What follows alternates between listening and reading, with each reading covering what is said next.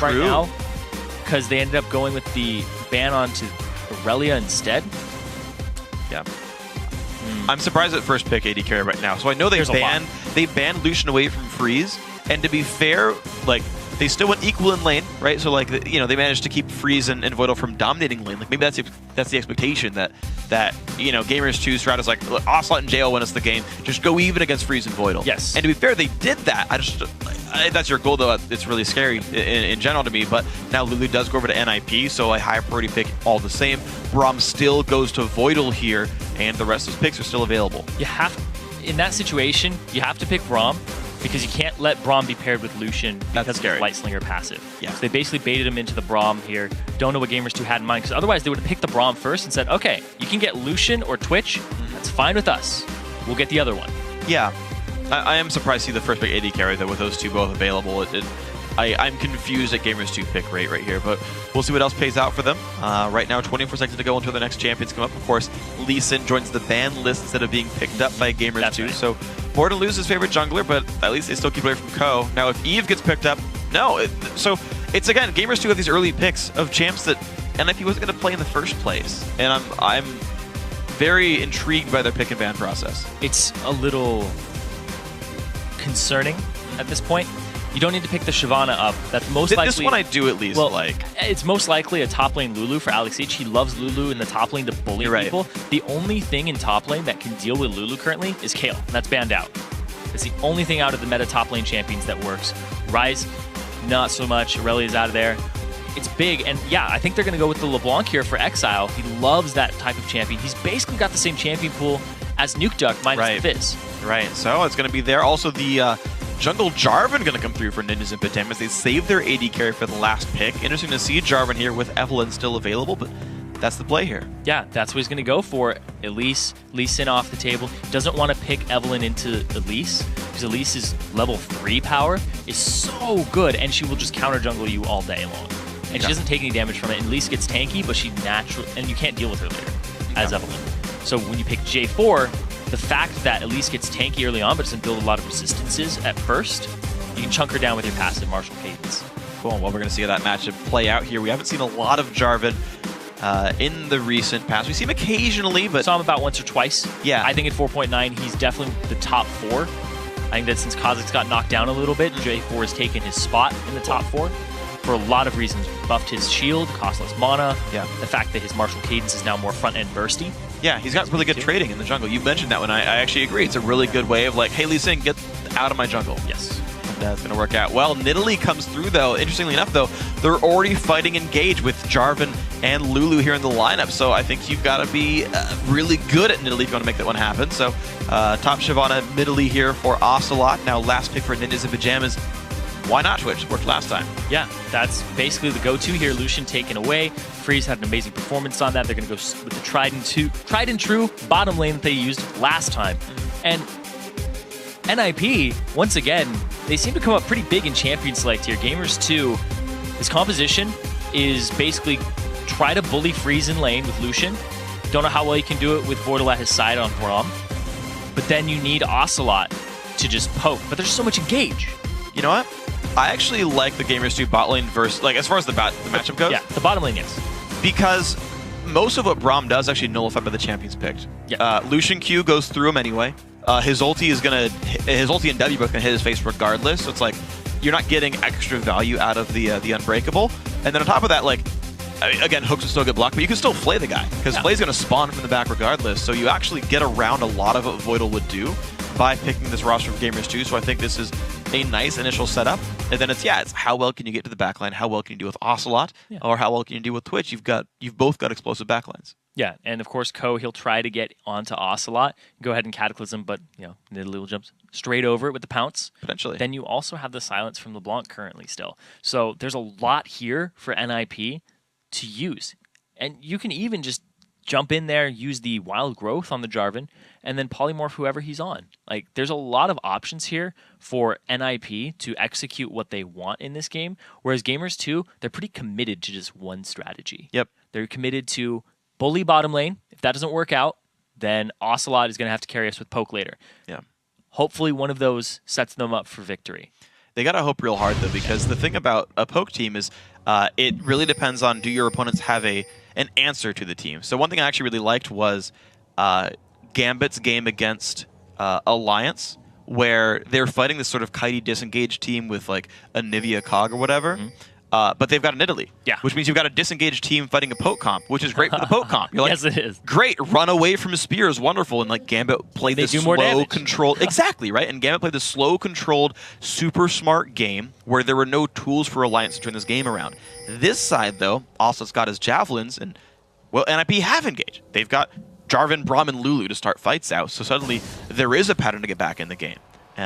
You know, whereas that's why playing just Peel for Twitch isn't always the best. It's, well, we have ways in because you might play a disengaged team as well. Yeah, a great thing with Twitch isn't protect the Twitch comp. It's more have other threats besides Twitch. Group people together, lock them down, and then Twitch can go shoot them from afar. Hey, Jarvan's great at that one. Yes, he is.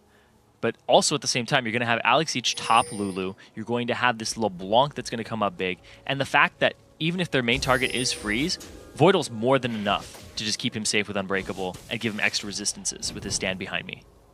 Yeah, it's going to work really well. I'm actually very much like there's so many threats on NIP. Whereas Gamers2, you take out Ocelot, you cripple the entire team.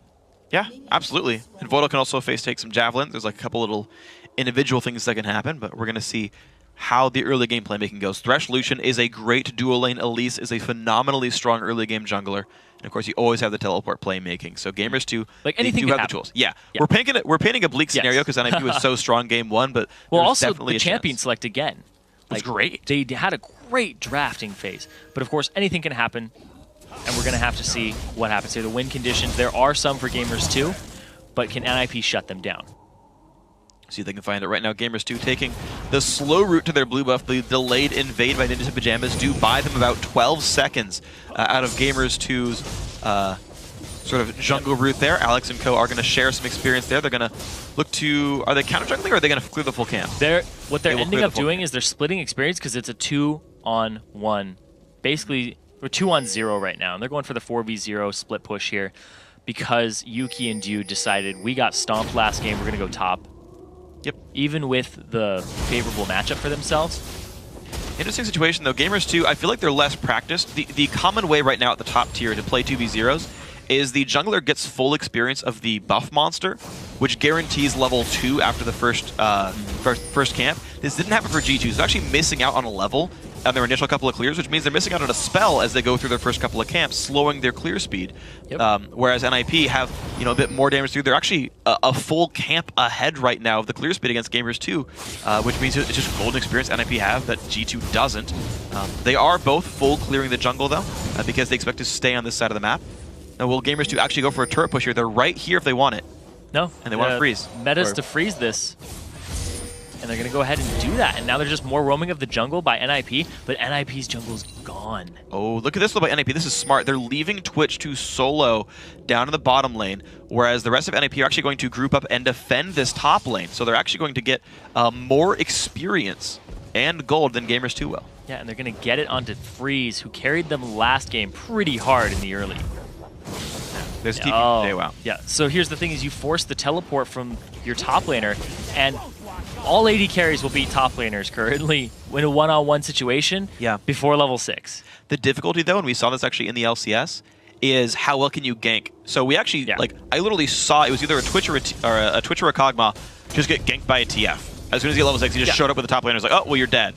And there is actual risk here for the Twitch. If Elise shows up and she's looking right now, there's more gank assistance from bruisers than there are AD carries. Potentially. Well, we're going to see if the Cocoon can land. Sneaks in behind. Freeze does have stealth, so how well can he play this one? Starts the stealth. Damage comes through. Not going to land Cocoon. Yeah. Just ambushes away. He's far away. No Cocoon lands here. So JWoww stays safe, but like now that escapes down for a few seconds, and Freeze always has to be afraid of that. Ooh, Ocelot getting some nice spears on the Exile. Pops the clone. 2 LeBlancs. What is this? That's normal, though. We expect that. Ko gets through, jumps over the Dragon Pit, did get spotted by Tribrush Ward anyway, but he wants to counter jungle. Of course, they saw Morden at the bottom side on Elise, so gonna get a couple of camps here. Fun thing, too, is that because the Jarvan's martial cadence is now front-end loaded, you can counter jungle a little faster, because before you you're not you going get to one proc anyway. You get one proc. You're not going to get two. Cool. Yep. All little just things. These little nuances that make a champion better. Yeah. Sometimes you just realize something. Or make them worse. Because when we reduced the width of his EQ knockup combo, people kind of ditched him. Yeah. It's harder to land. You get used to like a certain size. Like it's, I mean, it's definitely going to throw people off for a short time. I mean, how many fail flashes did you have when we reduced flash range, right? Like, how many fail flashes do I still have? Oh, that's true. I had one yesterday. I felt really bad about it. Oh, Morden looking for something here, but look at that. He's going to get chained. Jump and EQ. He's okay, but Koa's around. Look at that. Damage comes through the flash. Engage with Exile. Oh, he's got to be careful. Like Knight is on. That should be enough damage. That is first blood. Well done, Ninjas in Pyjamas, forcing it. Just dealing all the damage, and it works out. Oh, Exile still got cocooned, but blew his Ignite. The heal came out from Ocelot to try and save Morden, but it was enough. And now they're going to go ahead and push this wave up as fast as they can. Go find something else for themselves after they back. Oh, Ninjas in Pyjamas already looking really good. The gank forced by Jarvan. It is a happy thing right here. And look at this. We've swapped back to fairly normal lanes at this point. You're seeing Freeze and Voidal back reunited in this bottom lane. Worked so well last time. And you can see JWoww's not having the best time of this. Oh, not at all. And now there's a stun available for the Twitch. Alex Each is going to have to duel out Yuki, despite Lulu being a little different than typical top lane bruisers. Still struggles against AD carries at the start of the game. Yeah, I mean, a lot of times you also don't tend to run armor seals on even top lane mages, unless you're fighting a Renekton kind of guy. Health per level is still the standard, so you do have the bully potential from Yuki here. And of course, you see triple Dorans for Alex. This does sometimes hurt your warding ability because you run out of item slots really fast. So we might see a lower contribution there from Alex as the time goes on. Right now, though, without boots, it's not a big problem, but we'll see. Right now, his contribution to the team is just holding that top lane. Yeah. As long as you don't die, you're good to go. But it does mean you want to have teleport until 10 minutes, which means there's the chance, actually, that Gamers2 can just make a big play for Dragon. Ko's sitting around waiting for this blue buff to come up. And it's not going to come up for actually a while now, because he actually started red on Elise. Yeah, he got pushed around, so it's about 10 seconds delayed right here. They only started it about this time 5 minutes ago, so Borden's going to grab his own red. Gets that pretty successfully. There we go. Ko does start with his blue buff. Of course, he had ward coverage already. Yuki's going to check him, though. He's going to rely on a good smite. He gets it. And I don't think there's any real danger here for him. That's right, because they delayed it by about 12 seconds, you're right. Because they started at their red. Yep. Ended up getting it NIP to Gamers2 red. I'm really surprised that they counter jungled that because Morden's seen. Yeah. He's walked straight by a pink ward. Oh. So did Dude. Okay, well they know about the numbers here. We do have Ko waiting around on the wings, but he'll walk on a ward as well as he waits for this. But here comes Voidal from the side too. They might try to flank them. Because as soon as Voidal gets there, they have potential for catch. And Ocelot shows that he saw him, so they're going to force that away, but Voidal's going to go in. Oh. How about the rest? Here comes the 3-on-3, the rappel into the air. Can they make this all happen? Looks like the disengage right here, but Ko goes in for the ground slam and everything. And now can they find Dude? Now good damage comes through, forced to flash the wall. Chains come out from Exile. Doesn't stay for this one though, and looks like a disengage on all sides. Trade back and forth there. The chain actually worked against Dude there, because he pulled Voidal through the Cataclysm into it. Yeah, that so he was able to get the passive stacks on. Oh, wow, that's pretty unfortunate for this one. Yuki, they'll put some good damage down on towards Alex. You're seeing, again, difficult matchup. Force him to run away. Yeah. Culling still available. Wild Growth still available. Oh, my God. Ooh. He could flash in for it. There's Wild Growth still. But and yeah. that's going to land really quickly. So, I mean, if there's bad reflexes, Alex can lose that fight. But he should survive. But it's still, I mean, you see how bad that is. They want to get this blue, but Ocelot's off on the side, has the ward coverage to throw in and poke down Ko, poke down Exile, and possibly steal it. Oh, they sweep it out. He's going to have to face tank the Javelin. Ko's got to walk on the other side of this. If he face tanks it, though, it's too big. All right, well, they got the blue buff, though. Oh, he gets caught. He's got to be a bit careful here. Maybe Elise comes in for this one as well. Big burst comes out, and Ko goes down. Nicely done, Gamers2. Identifying that one. Alex Itch, though, still trying to survive Yuki, but a lot of damage comes through. It's 100 damage per auto attack. Culling comes in. He's landing all the bolts. Oh, that was one shot away from killing Alex Itch. He doesn't have teleport. He's going to have to walk back to this lane. Meanwhile, Gamers2, they're going to get themselves a dragon here, and they've been using Ocelot to contest objectives, and the lane swap that they've been doing has been coming up big for them right now. Yuki comes back, completely bullies Alex out of the lane, and so they knew the teleport wasn't up as well. So they end up getting themselves a dragon and a gold lead by about 500. So that's very impressive stuff right there, and Yuki's not even that far behind, being in this sort of strange 2-on-2 where he's fighting, two good harassers as a melee champion, so that's pretty impressive. Ko, Again, he's already level 6. He's just going to clear his jungle. No big problems. But we do have Gamers2 holding a 400 gold lead. They look so much better than this first game. They've made great choices there. Their counter jungling has been very effective, actually. Right? Yes. They know who's around. They know what teleports are up. And they've played a much more calculated game. Yeah, and the thing here, too, is they ended up getting Ko when his escape was down. Jarvan, you want to use your E and Q on camps to clear them as fast as possible, but it's your escape. It's not like a Lee Sin where you don't always W inside of a camp. Sometimes you do use the Iron Will, but Jarvan, you can use either your E or your Q. Oh, big damage comes in. Exile's got to be careful, though. Ocelot wants to show for this one. Chain hits a minion. He's got to be careful. Passive popped as well. Pushed out of the lane. Oh! Ooh, that was close.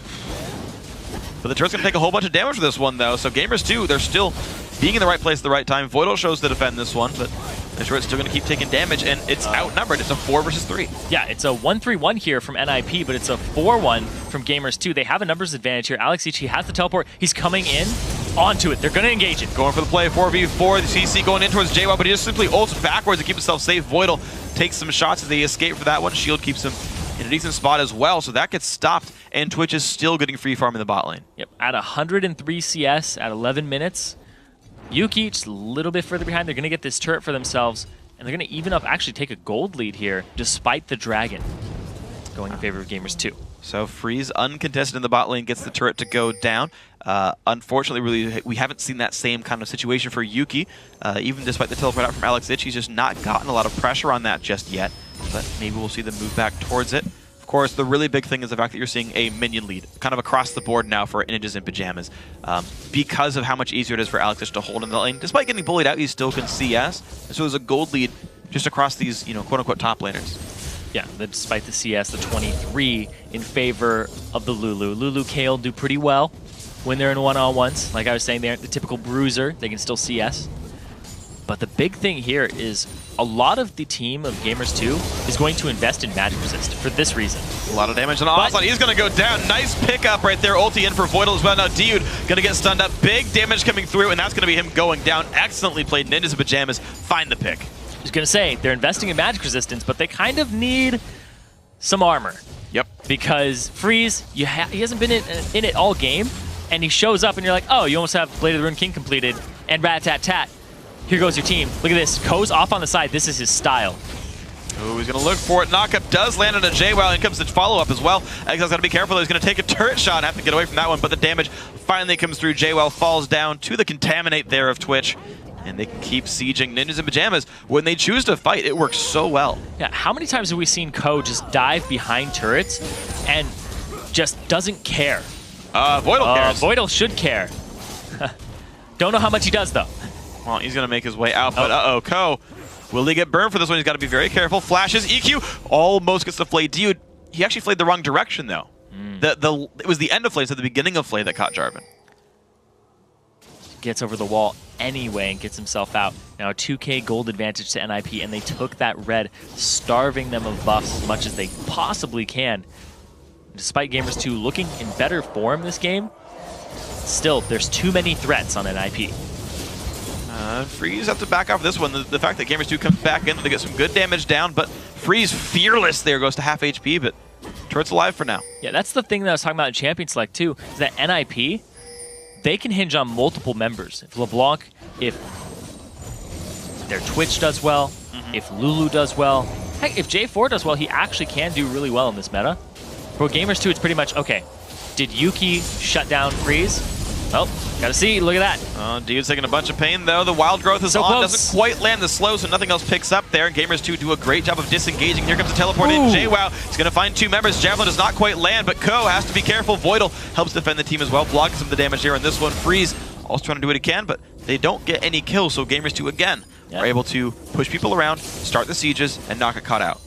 Complete disengage there, trying to use the poke comp and just back up, and they'll get this turret for themselves as reward. But yeah, basically their only strategy was, can Yuki bully Freeze? Well, they lane swap it so that he can go ahead and CS by himself, because he was shut down last time and didn't get to full potential. And can Ocelot poke? That's really what this comes down to. And Ocelot isn't coming up too big this game so far.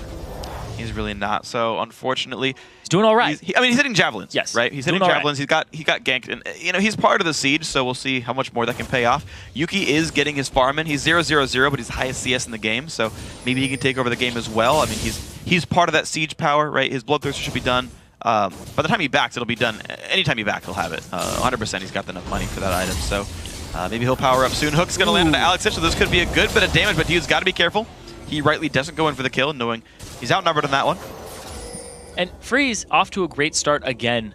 Very reminiscent of the last game. But he got solo farm, solo experience. Sitting at about 110. He's now 27 CS behind Yuki, but he's 2-0-1. He's going for the assassination twitch again. Now he's becoming more of a team player. Yuki's actually overtaken him in levels.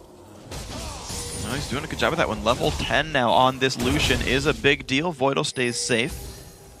And I want to see what the move is. Gamer2, they are a siege composition. They are going to take some very obvious moves there and try to keep pushing their pressure. You're seeing good damage come through. Dude, though, is going to be in the wrong spot. The root's going to land. Exhaust there onto Freeze. Some good damage. Hook's going to land onto Exile. Gets into the box there. Jaywan knocked up into the air. Still does not use Dragon Form. There he goes. Goes to disengage. Exile takes a lot of damage, but he stays safe. Ooh, the ulti hits from Voidal, and Morden's got to be careful. Nice culling. Nice javelins. Freeze running out of health. They're going to chase back in. Gamers2 not afraid of this fight. Flash in. Lucian puts so much damage down. Freeze can't quite take enough damage to fall down, but this does give control to Gamers2. They lose a champion, but they gain a turret. So there's actually a big thing here with Braum, where if you're trying to disengage in Italy, he just holds the front as you retreat. And then he can get himself out too with Stand Behind Me. And now Ko, he's trying to look and contest this dragon. They have a lot of options here for NIP, but now if Gamers2 get this, because they got that extra turret, they're going to be able to have a gold lead. What can Ko say about it? Well, they're on a short timer. Ko wants this one. EQ's he tried it. That was a nice attempt. I like that, though, but just couldn't quite get the damage down. But now Ko goes in for the fight anyway. He wants his battle because he got flanked, and unfortunately, that's not going to mean much for him. So a kill and a dragon go to Gamers2, putting the game back to 800 for them. Cheeky little attempt there to go over that side of the wall. You can do that with Zac, you can do that with J4 and get a smite. Exile, he's going after Dude right now. Here's Freeze. He has Rat-Tat-Tat. The flash in, the glitter lands, the damage comes through. Freeze picks up the kill. He is 4-0-1. NIP's game rests on him. This is the only person that's actually doing super well right now on the NIP lineup. Otherwise, the global gold is making their life so difficult. Yeah, Exile is actually doing pretty well for himself too in the kill department. And but they have multiple threats still is the big thing. Like, wow, actually in gold, it's all Yuki right now for Gamers2. So they've actually done a great job there. And Ocelot, because he's in Italy, he just scales naturally off of whatever items he gets. It's just a huge power spike. Every time Nidalee backs, it's like, all right, got more AP, multiplicative off my spear range. Yeah, that's so impressive as well to see that Gamers2, NIP are good at picking fights, right? They picked Engage, they got the Jarvan, they got the Braum, they got the Lulu. They're getting kills, but Gamers2 are actually playing the objective game better. And this is such a good turnaround by them, that they looked so lost and so outplayed in game one, but they're making such good choices here. And yeah, it's like, oh, it's a 4-0 Twitch, he must be massive. But no, there's so much global gold. Yeah. Yuki's been part of all those turret kills. He's gotten a bunch of money from those and from CSing. These AD carries are still both massive. The mid laners, despite 2-0-3 versus 0-1-1, both mid laners are really big. Gamers2 have the gold right there on the right people. Which is everyone. Pretty much. And Yuki. Everyone in Yuki. And now Hook on a Voidal, he got hit by a spear. That is not good for him, but he gets a little ult. He's going to back out with Stand Behind Me as well. Puts a slow down. He stays safe. But does not think they wanted. He's looking for an assassination. Still has Rat-Tat-Tat. He's got an ulti away. He's going to do that. He stays safe, but it's still the spell burned. And the culling, dealing massive damage. Freeze. Every time he goes for something, someone hits him back. Yeah, and Yuki is now dealing with Freeze at this point in the game. Being that extra level up, that was a rank 2 culling. Yeah. Big part of the damage that came out. Now they're sieging the top lane, trying to get that last outer turret for themselves for NIP and put the pressure on again. But Yuki with the double buffs and all that gold in his inventory has something to say about this. Well, let's see where they're going to get with this one then. Let's see. At this point in the game last time, it was 8 minutes before NIP clutched victory, and they had a huge lead with Alex's split push. Yeah. Alex is becoming more of a team fighter right now, showing up and being with the team at the start instead of pushing against Shyvana. At this point, now they're looking for a pick. Uh-oh, Gamers2. All right, well, ooh, he didn't see it. He didn't see Jarvan in that brush right there. It's still just Alex Itch. But Yuki's not really taking the bait. The lane's still pushing up, though, so it could very quickly. Be a good kind of fight there. Braum still coming across. Morden, I don't believe he saw anyone. That one does not quite get the knockup. Yuki stays safe. Hook's also going to be dodged away. Everyone playing that fight very well. That was really cute. Yeah, Ko was trying to get him while he was in transit on the Thresh Express. Look how well Gamers2 are playing as well. You've got a 4-0 Twitch, constantly looking for these stealth ganks.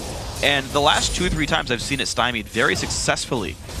Where, you know, Ocelot backs away, hits a javelin to his face, runs away for that one. Yeah, he had JWoww burns an ulti, no big deal. Exactly. They're getting the ward coverage with the pinks that they need in the spots that they need them, as well as the greens in the places that they know NIP are going to be coming in from. Because he was seen by that pink ward that's off in that bush that was not cleared by NIP at all, even after Freeze saw that. So another question is, what's next for these guys, right? Because I gotta, you know, I'm kind of thinking about the way these comps work, and it's like, Ninjas and Pyjamas, they are a 2-threat team. They have 2 major damage sources. LeBlanc is all burst and no sustain. Lulu is just gonna be a tank helper.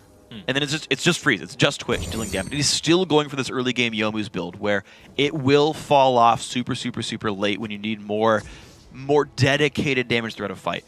Gamers2, they've got Lucian, they've got always useful javelins, and Shyvana is eventually going to do more than a Lulu will.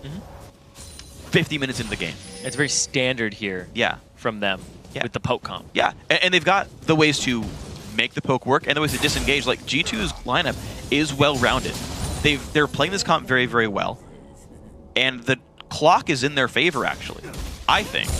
NIP have tried to make these plays with the LeBlanc, with the Twitch. They found a couple, but it's since stopped. We'll have to see. Now they're going after Freeze right now. I mean, a late game Twitch is a late game Twitch. Sure. And then you have Braum to peel for him, so you can't really do damage to him for the most part. Yeah. You'll have to get to it. It's very difficult. They don't need to get to him. It's a poke comp. Just walk away when he pops ulti, right? Throw javelins when NIP tries to fight. We've so far seen Gamers2. Like that? Yeah. Just do that. Just like that? I mean, thanks, Ocelot. It's natural for cats to eat mice, so it's really not a surprise here that Ocelot is not only role-playing another feline, as his name suggests, but... Let's get shish kebab him and then have Shyvana cook it. Yep. Man, look at that team synergy. Roasted rat. That's yummy.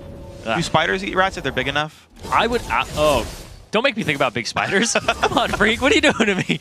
I mean, Pastry Time would know. Australia's got some... Oh, they have some huge spiders there. Oh, look at this one. That's why Pastry Time's not around. Huge spiders have it. The huge spiders blocked his visa.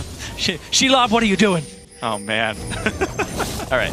But yeah, so this rat, he's going for the Youmuu's, but he's actually going for...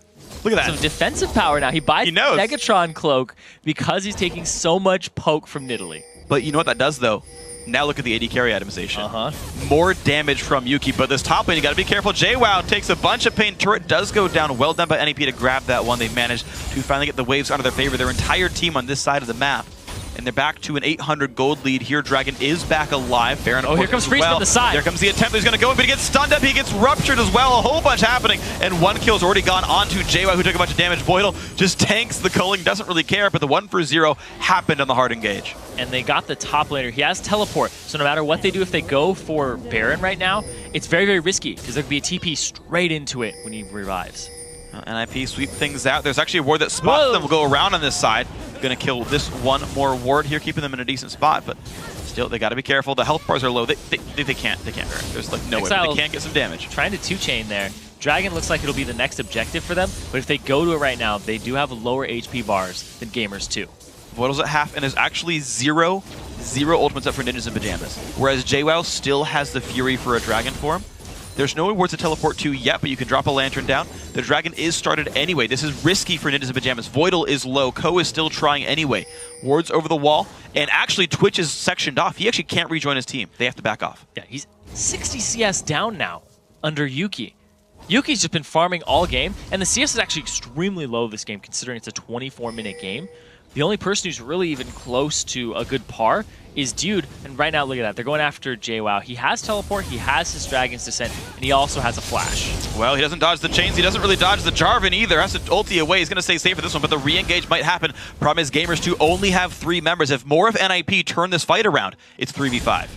Yeah, there's actually nobody even close to them at that point. Freeze pops out. Might have given them a little bit of a numbers. Yeah. If they kept chasing Ko and overextended, Freeze would have killed them. Yeah. Freeze would have killed JWoww for sure.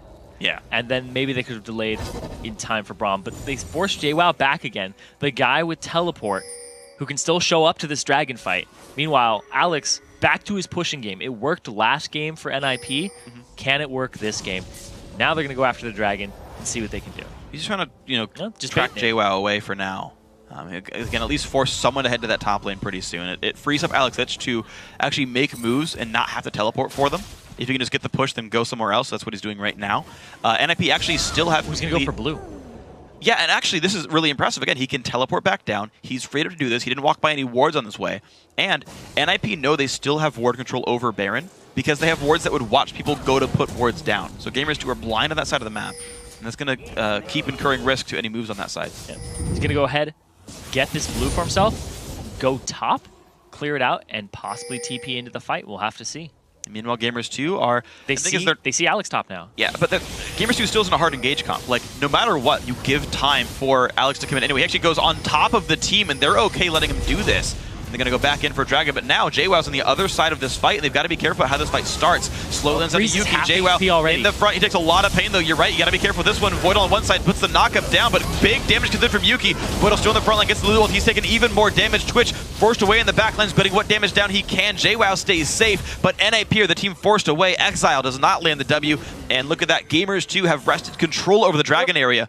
Javelins again forcing NIP away. It's all that poke and consistent damage the Gamers2 has brought to the table versus this burst, and also the fact that Yuki got a lot more farm than Freeze. And I talked about it earlier, where that's one of their win conditions is can Lucian just stay ahead of the Twitch?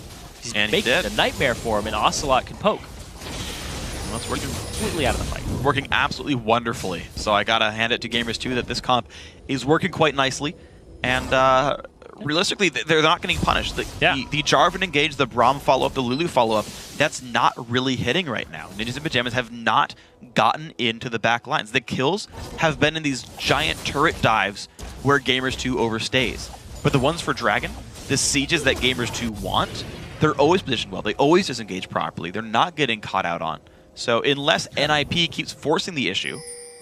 It's kind of like what CLG currently does in NALCS.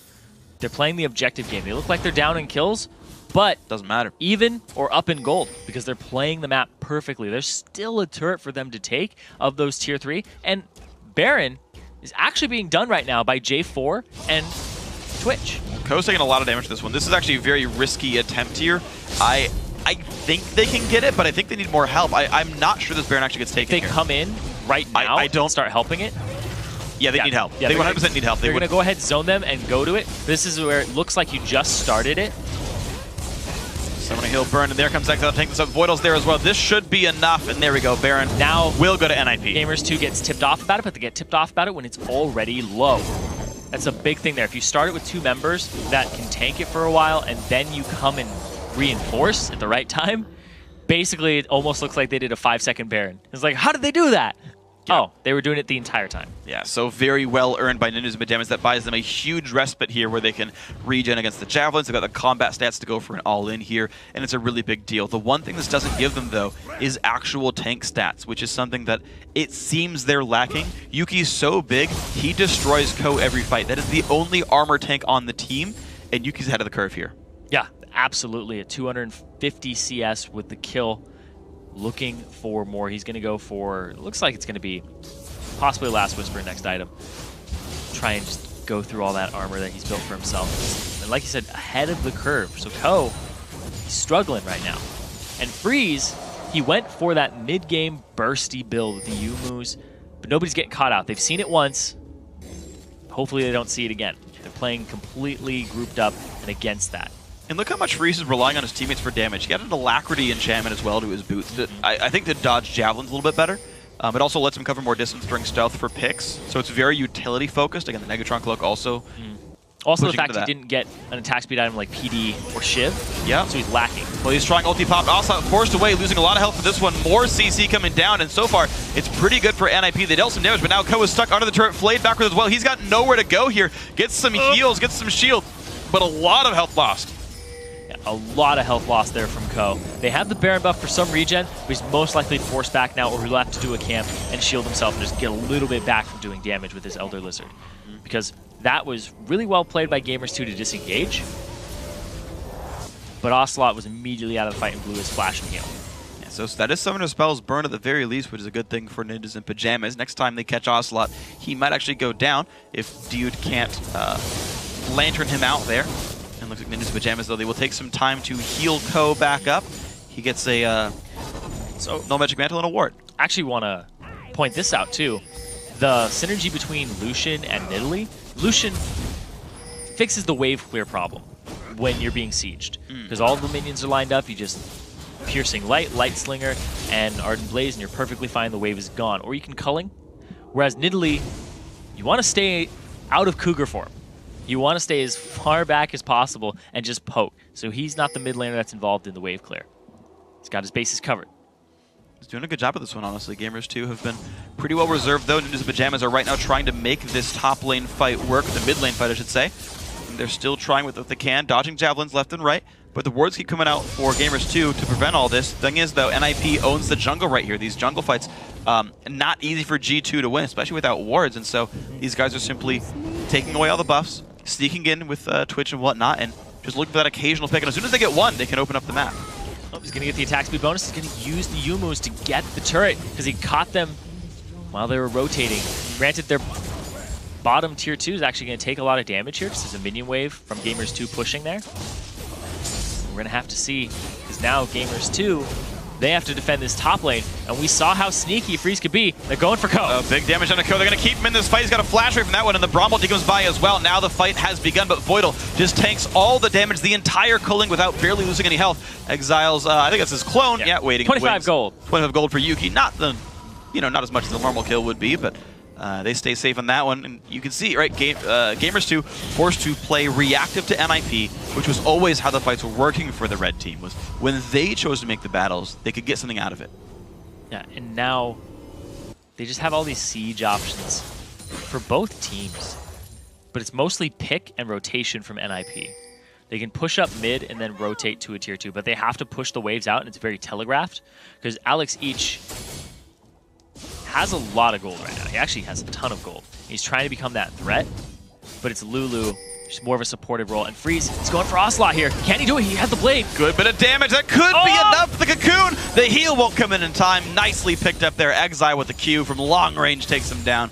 Level 14. And Ninjas in Pyjamas, the stealth, the Twitch engages is actually what's turning this game. Ninjas in the jammies are coming up right now. Look at that. Freeze getting the assassination that he's wanted all game long since buying the Blade of the Ruined King and the Yumus. He's like, now I can get more items. Whoa, he's on the other side of the hook. Doesn't quite land. That was really close, though. He had to get behind him, and that would have been probably death for the guy. Hashtag LeBlanc mechanics. Hit behind the Thresh. Good choice. All right, he's going to stay safe then for now. And let's see. Dragon's up. They might make a move for that here from NIP, or they might bait them into that area. Exactly what you want. The fact that they have a Nidalee, though, but Nidalee's just respawned, it's right to do it immediately instead of bait. Yeah. Because you don't want to stick around. At this stage, you don't really bait dragons anyway. You pretty much just go for them hardcore because they die so fast. So, smart move NIP. 33 minutes that one goes down, and they're building a bigger and bigger lead. 4,500 gold for these guys. They've certainly played around the poke team quite well. The ability to never get caught out. And to be fair, there's not a lot of pick from Gamers2. It's like Elise and Thresh can land those CCs and turn things around, but NIP have done a very great job of holding wards up the entire time. They haven't face-checked almost anything, at least nothing fatal. And they're managing to find these openings to just barely squeak in enough damage. Yeah, and I was talking earlier about how they've been prioritizing magic resistance to the point that Morden goes straight for the entire locket. It's the standard build on Elise for CDR, so you get the Cocoon cooldown, but at the same time, no armor to deal with Freeze. The only person is JWoww. So he's just going to have the time of his life if he gets on any of these other targets. Except for Yuki. Yuki can probably duel him right now. It'd actually be very close. Yeah, something unpredictable, for sure. But one of those 80 carry showdowns we see so much of. Yeah. Ooh, Alex, he steals the big golem. Nicely played. Well done. He had the time of his life for that one. Gets that kill picked up, and now Ko. He got creep jacked. He did. He did. It got stolen right from under his nose. Poor Shyvana. And now Ko is going to see, you know what, maybe someone's going to come gank top lane. Waits around in the brush, you never know. He's playing a low percentage gank, but not much chance of failure, so it's okay. And right now they're giving this gold to Freeze. He's not bought anything in a long time. He didn't want to sell his Doran, so he's just waiting for enough money to finally now buy Last Whisper. That will be a nice power spike. He's already got the flat pen from the Youmu's. He's got more gold than Yuki now. Yeah, he's finally by 30. Yeah. But it's enough. It counts. It counts. It counts. I'm not wrong. You are not wrong. No. A lot of it's put into the Negatron cloak, though. It's true. In terms of offensive combat stats, gold. Yeah. Until he spends that $1,000 right there in inventory. Freeze. We'll see how it goes out. But yep, there comes the recalls. Last Whisper is done. So Freeze will be very, very, very good at shredding squishy targets. His contaminate damage is going to be ludicrously high. And again, you talked about Morton not buying any armor. Actually, the Elise will lose a lot of health too, because you got Ruin King against someone who's getting more health than armor. So pretty much anyone that he hits is going to be under a lot of stress here. Yeah, he was basically covering his options, because it's just a matter of time before they build armor that he wants to be ahead of the curve, so that the armor that you buy is less effective against him. That's really the only person you would buy armor to be against right now. It's just such a high magic damage comp. We're seeing it right there. We're seeing it go off. Void on the half HP, but there comes the engage. Ko wants Oslan, who's forced to get away. Gets the Lantern, though. Keeps himself safe. Nice ulti from Yuki as well. Morden very, very low as well, though. In NIP, they were just able to force their way into these fights, and it always forces Gamers2 out. Yeah, we still see that Ko has his Cataclysm. He almost has his Flash, too. And this blue buff, it might be the first blue buff to go to Gamers2 for a while. They haven't gotten the last 2 or 3. But finally, Ocelot gets control of his own jungle, at least a little bit, and the blue buff goes over to the Nidalee. And this could actually really hurt NIP's plans, where you finally got the infinite javelin spam. That could be just what these guys need. Exile goes for a bit of damage, does find summon a dude, but blue buff Nid, of course, can heal. He's maxed it out by this point. Traps can come down easily as well. And you're seeing the vision game now around Baron. Yeah, they're just trying to play this out. Alex ends up backing. He's 2 levels up over JWoww right now. Completes the Lich Bane for himself, going for even more damage. Blind Hook doesn't hit Ko. Ko knows that dude was around, but I mean, it's pretty much to be expected. Of course, that team's going to wait around there. But look at this. NIP going to start pushing up the mid lane. Someone will have to react to that. It's going to be JWoww for now. Thresh has just been the bane of NIP so far. They would have had a lot more catches if it wasn't for that Thresh. So it's a great pick there by Dude, and he plays that really well, not using the Lantern unless he has to. Imagine if you got an assist for using the Lantern just by saving someone. It's like a negative kill assist, and it like counts for gold somehow. He would have like 70 assists this game. The 100 KD would be back. Alex, he's looking for steal. He creep jack. Nope. Does not quite land that in time. You actually should have QE'd, made them hit at the same time instead of trying to EQ that one. But still well done. And actually, the thing is, Yuki would know he was there because the other lizard was shooting at him. Like the little mini list on the side. But, you know, either way, it goes over to the Lucian, so the jungle did go to Gamers2 here. Dragon not yet up, fairly soon, I believe. And then Pyjamas still trying to control Baron one more time. They got the first one earlier on in the game. And they're taking a very slow and controlled approach, knowing that one mistake, and if they give Gamers2 a foothold, it's a never-ending siege. Just got himself that turret. He's going to be able to push up even more right now. We're going to have to see these dueling JWoww. He's actually chunking JWoww down quite a bit. Yeah. E auto attack with Lich Bane is a whole bunch of pain that JWoww can't really react to here. Alex is playing this fight exceptionally well. Yeah, JWoww, Lich Bane kills turrets. JWoww just backs up because he needs to be able to be healthy for this fight. Gets himself a little more HP with the Giant's Belt. Bilgewater Cutlass also in the works. Now they're just going to shove top. Both teams pushing. NIP goes top lane, while actually Gamers2 is forced to react to that. And instead of pushing mid, they've got to defend this one on the left-hand side of the map. Javelins come out, but here comes the damage. They could put this one down very, very quickly, but Ko's got to be careful. He pulled aggro, and Freeze actually has to back out. He doesn't get the damage down. Hook nearly lands. Exile shows up against Cocoon. This could be bad. Voidal shows up. Good damage comes through. There's the engage. Yuki's on the wrong side of this fight. He's trying to put what damage down he can. Javelins hit minions there, but there goes the engage. Voidal in the front lines taking what he can. JWoww forced to flash away, and the battle is still going on. Hook's going to catch up, and Voidal goes down. That is one kill picked up. Exile on the back line's also extremely low, and Morden stays safe. Ko takes a javelin, and Gamers2 win that fight. They got big health bars left. So 1 for 0, but Freeze, he hasn't had enough just yet. Oh, skidding around. Without ulti, he can't. Yeah, he was way too close. He had Flash still available, but there's always the chance of a Cocoon. Yeah, you can't do that one in that case, not with your support gone. And actually, Voidal hasn't gone for Mikhail's either, so there's actually no cleanse on the team at all for that kind of effect. Gamers2 now setting up around Baron, and of course, NIP missing all their ultimates. I mean, it's risky, but I could see Gamers2 trying this. They're going to go for it. There's enough range here. Ko doesn't have his flash available. He has the smite. Alex is off on the side, though. He's going to try to get vision of this. Ko does have smite. It will be a potential smite ward there. Javelin, the E comes out. He knows about this. Oh, they're going to peel off for Alex. Uh-oh, big damage off onto Alex, and now the standard has dropped down, but the re-engage do take some damage, but they get the kill onto Freeze. He goes down, and they re-engage for the fight. Exile forced back. Hook is going to pull in Jarvan a little bit, but not too terribly much. Gamers2 only get 1 kill for their troubles, though. Looks like that's all they're going to get for this one, just backing out. This is probably the best NIP could have hoped for. Yeah, they stop the Baron. They lose Freeze, though. Freeze still had flash, still had heal available, and now they're going to go straight back to the Baron right now. And there really isn't much that NIP can do. They can attempt again, but that'll actually... JWoww. Oh, wow. He was in the wrong spot there. Ocelot also does not have blue buff. That's going to force them off immediately. They can't do it without their main tank. Nope.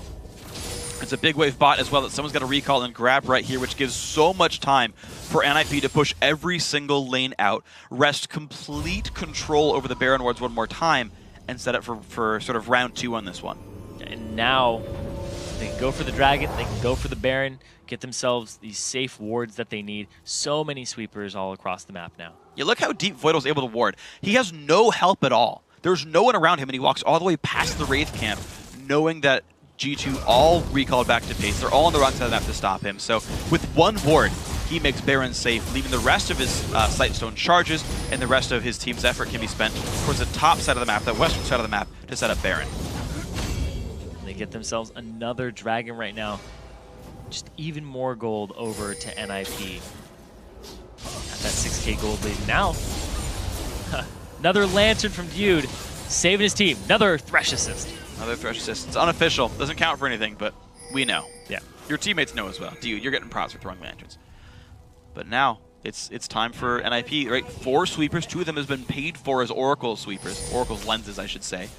And they're actually, wow, starting up on Baron without complete ward coverage is the thing. They actually missed one of them. Dude does not quite get caught. The ulti Lantern as well doesn't do too much, but now the play in Ko in the front lines, but Dude takes all his health where he goes down. 1 for 0 so far. Twitch was able to deal damage to the backline. Voidal staying is safe to a summoner heal. Javelin still coming out. Yuki doing a bit more damage, but just forcing the disengage. The 1 for 1 actually, Ko did fall down in that fight, and Gamers2 have the health bar lead. Ocelot for overextends. Ocelot, though. Big damage comes through. Forced a flash wave for that one, but now Alex puts the Glitter Lance down as well, keeping the team back. Yeah, you have to keep them back right now because Gamers2 have their jungler, whereas NIP does not. NIP don't think they're going to go for a Baron anytime soon. Way too risky at this point in the game. Wow, these guys trading things so much back and forth. Ko, I'm surprised he went Hex Drinker there. I don't agree with him getting more damage there. Banshees, I mean, Spectre's Cows what he could afford right now, and that would have been more durability for that fight right there. And think about it, again, you are the main tank. You can't build damage. That's not okay, basically. Locket starting now for Void. He's got the Aegis already trying to help the team out. NIP still waiting around trying to stop this one, but Gamers2 wanting to push this down. Big damage, of course, from Yuki. 4 completed big AD items. The culling as well, putting some good damage down, and they're still trying for this one. Jungler has just now respawned, but there's no smite yet in range for NIP. G2 still trying. Alex Hitch comes by. Freeze looking for the flank as well. This is going to be very close. Goes in for Yuki. Big damage. Baron's picked up, but there comes the fight. Alex Hitch in the back lines cannot kill Yuki. He stays alive, actually, and Freeze forced away. Exhausted. JWoww chasing him down. The kill picked up by Morden. 2 for 0. Plus Baron, huge for Gamers2. Gamers2 are coming up really big right now off the tankiness of JWoww. You can't deal with him. And also the fact that Freeze, he's basically been going even with Yuki. Yuki is such a huge, consistent damage threat that hasn't escaped. If you catch Freeze, he's done for. They took complete advantage of the fact that they had caught Koa. They're going to turn this game around right now and make it basically even, but have more combat stats. They're going for this inhibitor turret. They've still got 30 seconds of the respawn. This is a 5 versus 3. They can go for so much right here. Plus a cannon wave is there, which means they're going to get the inhibitor. They've got 25 seconds to go for the Nexus on top of that one. That could be the goal here for Gamers2. They are still trying. 20 seconds till the respawns. There's the minion line. Turret number 1 goes down. They're going for turret number 2 now as well. JWoww takes a lot of damage. Ignite is on. He takes a shield though, and Ko re-engages the first turret. The second turret now also dead. JWoww forced away. He goes down. The 1 for 0. The respawn's coming right now, but they're hitting the Nexus. Gamers2 trying to close the game out. They're going to do it. The series is now tied 1-1. And they're still down in gold, down in kills, because they played the map, the objective game, and the fact that they had Italy on Ocelot was huge. Yes. that was really big for them. That was their win condition, was can Lucian stay a little bit ahead of Twitch? Can we catch Twitch? Then we're good. Just siege, poke down, and those spears, Ocelot constantly landing them. And I was talking in the previous game about how he's playing a support-type role. You need to go back to a carry champion like Nidalee because he did really well on that previously when he had 12 KDA in the quarterfinal. Yeah, and one thing I thought was really smart as well was you talk about people carrying an Ocelot, but also I thought the item build was the correct item build here for Yuki. You see a couple different builds for Lucian, one of which is the standard BT, Triforce, Last Whisper, and that's fine, but it's an early game power spike sort of thing where it's like you cap at like 25 minutes and it goes downhill from there because there's so few combat stats on Triforce. It's a power spike, but then it dips. He went for Bloodthirster into Shiv, into Last Whisper, into Infinity Edge. He's got better crit chance here, better combat stats, his persistent damage much higher. And you saw, right? You talked about the win condition earlier on, but how much farm went onto that Lucian, onto Yuki. End of the game, he was 392 minions to 273 of freeze. A 50% minion bump right there because he was given all this farm to carry the team fights. You saw him destroying Ko in team fights, destroying Voidal in team fights. He broke through that front line by himself, and it worked incredibly well. Gamers2 had a well-rounded team with an obvious role, with like an obvious goal in mind. NIP could not get into them in fights. Yeah, and Voidal, he didn't really have any defensive stats aside from HP. So as soon as Yuki just targeted him, I saw him get chunked down there. I saw a ton of HP just get knocked off of him with one Light Slinger passive. And I was like, okay, if your tankiest member is going to get chunked down like that, then you can't even contest this Baron. And Gamers2 knew that. They took complete advantage of that. JWoww got caught off earlier, so they had to back up. Just these little picks. But they played the objective game because they had Nidalee and they had that advantage that Yuki had made for the team. So he came up really big this game, and they knew their win conditions, and they just pushed them. Exactly. It's critical that you do that. Exactly. A lot of really smart things came together for Gamers2 there. So, as a contrast point for the item build, right? Talking about how Lucian's going to scale, right? You talk about Twitch getting the early Negatron Cloak. And it was just a Negatron Cloak. He never upgraded a Cowl, never upgraded a QSS, just sat there with 700 gold wasted there to take javelins. Yeah, but, his second item is Yomi's Ghostblade. Also, not a good team fighting item, but a good assassination item. He had no meaningful crit all game. Infinity Edge never came out there, right? No static shift for PD. Like, the persistent damage of Twitch was garbage that game, especially compared to Lucian there. Like, he just did no damage in fights, and you saw him fall off. They tried so hard to make catches. They nearly worked so many times, but there were only just one kill, maybe one turret follows, and they had to back right up again. Gamers2 played so well around this power spike Twitch, around this power spike LeBlanc, never getting totally caught out. It was really impressive by Gamers2 to play the gold leads, to play this, the item build leads, to play the map the right way. It was a very impressive game. Yeah, and although NIP lost, they were up in gold, up in kills, and Exile went 6-0-5 on LeBlanc, but he didn't really blow anybody up later on because they built so much magic resistance because of the double AP threat of Lulu and LeBlanc, and the fact that they'd shut down Freeze pretty early from snowballing. And the fact that Freeze's item build didn't seem optimal in the late game. Like we said, all he had was a crit cloak to his name in terms of critical strike chance, whereas Yuki had a Shiv and an IE, and the fact that he has Light Slinger passive, he can get 2 crits, just incredible amounts of damage coming out from Lucian, comparatively to the Twitch, which wasn't doing a whole lot. Like, he was getting caught too, and he would try to flank from the side, thinking he was a little more powerful than he was, got cocooned. So Gamers2, they did play it right from the start, though. They knew their win conditions. The thing here is that NIP had more possible win conditions. It didn't look like they focused on one. Yeah, it was weird. Like, you can just go 80 Jarvan and go for picks. Like, you could rush Hexdrinker if you wanted to. That'd be okay. Third item Hexdrinker, I completely disagree with. I don't actually ever see the reason to go third item Hexdrinker. I don't think there's a place for you to buy the item that late when your goal is to go a certain way. Again, second item, you go for hardcore dives, that's fine. Ninjas and Pyjamas, they tried, and things like when they got that Baron picked up, like the first Baron, that was like, good. I thought they were playing it so well. It's like because G2 is playing so passively, because they're playing just around the dragons and around occasional turret sieges, G2 is actually ceding map control a lot. They're saying, they're backing up, saying he'll play defensively. They're waiting for the end game, basically, right? Again, identifying item builds, identifying the champions, how they scale up, which we saw play out as well. G2 ceded map control a number of times in NIP. After the first Baron, I was like, cool, they could get a couple turns off this, do it again We in fact we saw like a sterling opportunity for that one for the second time around, but NIP just sort of started playing more slowly than they should have. Right? They started you talked about it actually a second ago, like kind of switching their priorities partway through, like kind of not focusing on one way to win the game, and they just sort of let G2 sort of regroup, play around another power spike when Nidalee completes another item. Right? Deathcap Void Staff done by the end of the game, so gigantic javelins there, and they just got to play around that. NIP kind of eventually, by the end of the game, started playing into G2's hands. Yeah, and G2, they played it really, really well. It's very hard to shot call from behind. Yeah. Because you have to play it correctly. And Ocelot came up huge for his team. Like, his damage dealt just from the spears and getting people off of objectives was amazing. He went 2-2 and 3, which doesn't reflect how well he did in that game for his team. Him and JWoww farming up, becoming completely tanky very early on. His first item was the Sunfire Cape, and then he started going for magic resistance off of that. He got a Bilgewater Cutlass eventually because he had a lot of money in the bank from trying to push against Alex Each. Yeah.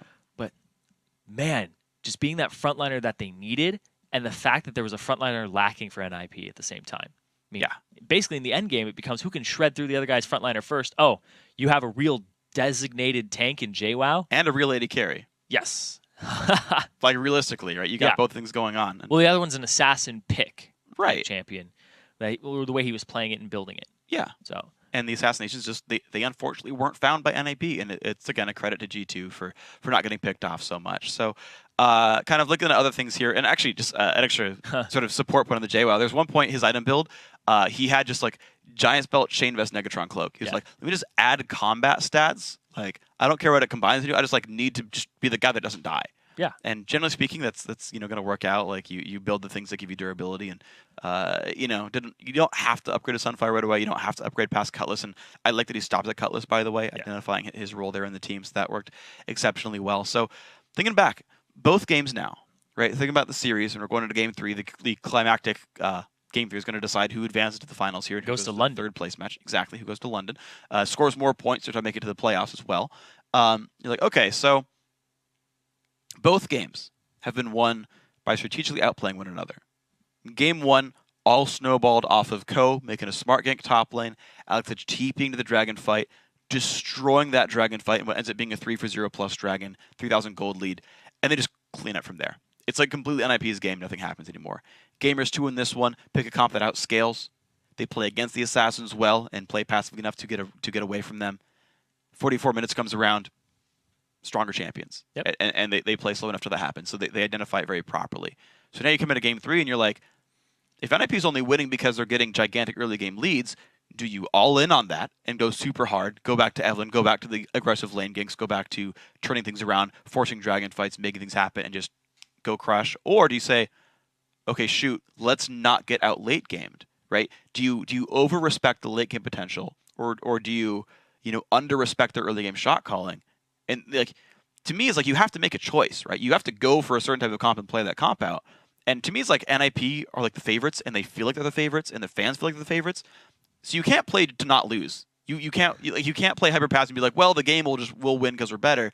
You have to go for something, but no matter what you go for, it's risky. Yeah, it's definitely risky. And coming into this game, you have to think, what's our strategy? What do we ban? The Relia was banned this time, and you might think, okay, we might have to substitute that one out for a Nidalee ban against Ocelot. Yeah. Just maybe. Maybe so we don't have to deal with that. I really think you have to. Because NIP, they looked coordinated in the first game, but they don't look coordinated against a Nidalee.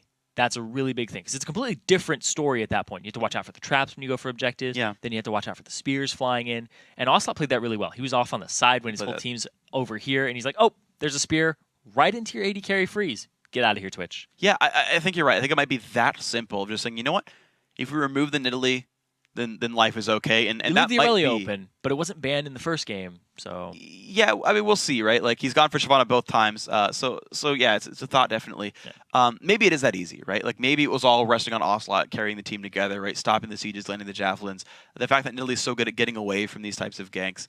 You still have to respect the individual skill. Again, throughout these games, the laning phase has gone fairly equal. If you give them their carry champions that they can succeed in lane and then carry individually. So far JWoww's been held down by good matchups and smart play and good ganks. But if you give him something crazy and he goes off, it's like, well, you've got another threat you weren't ready to deal with before. And like you maybe have to keep those bans and think really heavily about what you give them. It's a hard couple of things to think about. Like it really is.